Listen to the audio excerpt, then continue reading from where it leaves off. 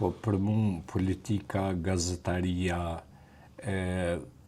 janë mision realisht, e sidomos në një vend që akoma nuk është anëtar i Kombeve të Bashkuara, një vend që akoma është në luftë reale me Serbinë, dhe mbi bazën e kësaj unë jam shokuar në të kaluarën, vazhdoj me qenë shumë i shokuar për sjelljen kaq të papërgjegjshme të politikës dhe të mediave. Rido, unë në Suedi kam shku në nëntorin e vitit 1993. Kam zbrit Stockholm, paraprakisht kisha jetu një vet në Vjenë dhe në Paris. Dhe në gjatë punës time në Suedi, në mesin e shumë personaliteteve të famshme, kam posë rostin me njoftë emigracionin kroat. Dhe njeri prej miqve të mi ka qenë Branko Salaj, një socialdemokrat shumë i njohur suedez, të cilin Tuđmani e ftoi në luftën e Kroacisë dhe e emroi ministër të informacionit. Kur zbriti në aeroport, me vete kishte përpilu një listë paraprakisht se cilat media do të ndaloheshin në Kroaci. Dhe reagimi ishte si ka mundësi të vjen nga vendi ma demokratik i botës, nga Suedia, dhe po i ndalon mediat. Përgjigja e tij ishte kjo: Suedia nuk është në luftë me Rusinë.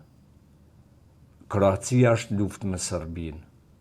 Që të sillen mediat në mënyrë kaq të papërgjegjshme, që të sillet politika në mënyrë kaq të papërgjegjshme, që të sillet kryeministri aktual që 6 vite sikur superfuqi, sikur ne kemi sovranitet në raport po flas me Bashkinë Ndërkombëtare, ky është mundu me kriju sovranitet jo me Serbinë, po me Gjermaninë, me Bashkimin Evropian, e sidomos me Shtetet e Bashkuara të Amerikës. Ky nuk pati guximin qytetar, njerëzor, politik, me i bo blokadë Serbisë, kur Kosova s'ka ble mallra ma shumë prej Serbisë, se sa në udhëheqjen e Albin Kurtit. Por, pati guximin, në thojza, me i bo blokad Bashkimit Evropian dhe Shtetet Bashkuara të Amerikës. Kështu që misioni i një njeriu në politik duhet jetë me çu vendin përpara, me kriju një shoqëri ma normale, e ky realisht ka kriju një anarki. Çka është politika për ju? Po ja bëj edhe një pyetje, e njëjtë gati. Për mu politika deri në moment... Intrig, sinceritet...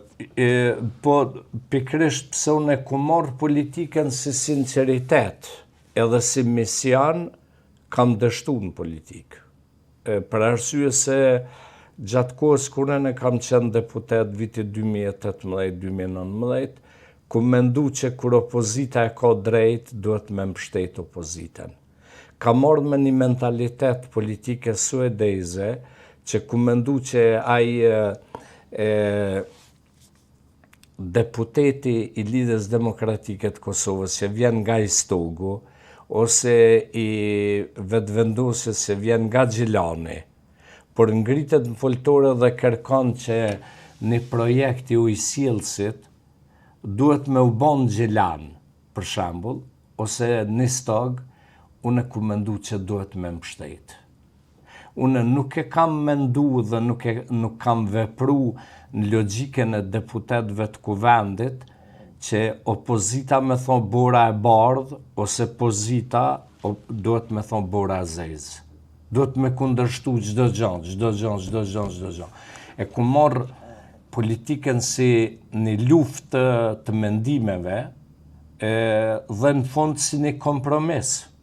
E jo si një luftë me luftu të njëri tjetrin, që është luftu në atë kohë nga ona e opozitës, qeveritë e kalume janë luftu në mënyrën ma bizare.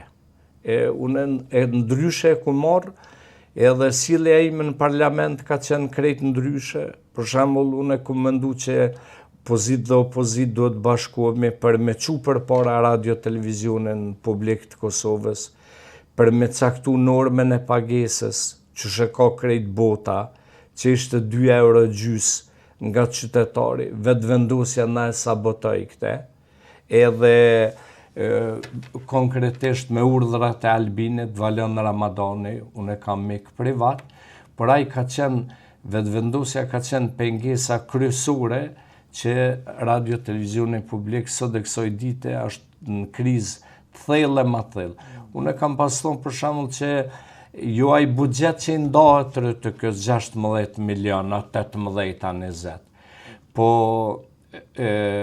radio televizioni Kosovës me atë numër të punëtorëve që e ka, për me qenë një televizion normal, duhet kishte një buxhet 80 milion, 100 milion.